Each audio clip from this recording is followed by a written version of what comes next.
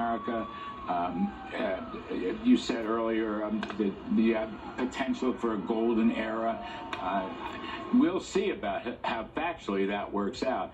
But I think the reality is this is really a tremendous changing of the guard, a tremendous changing of the administrations of American politics and policy. Indeed, and as the motorcade makes its way up there, it's almost arriving there at the Capitol.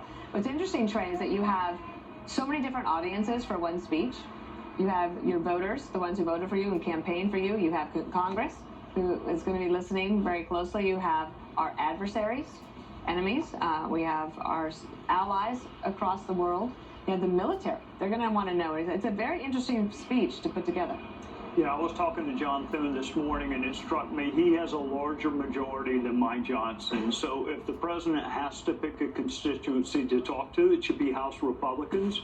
Remember, it was House Republicans that deep-sixed the repeal of the ACA, way before John McCain ever gave the thumbs down. Obamacare. Yes, it was House Republicans.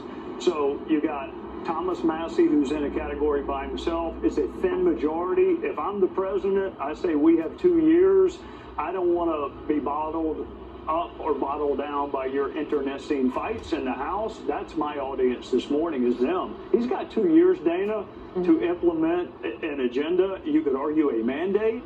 He doesn't need to be sidetracked. He had to insert himself in the speaker's race, of all places. He had to get off the golf course. Brett, you know what a big deal that is, to leave the golf course? It is. To get involved in something as ministerial as the speaker's race.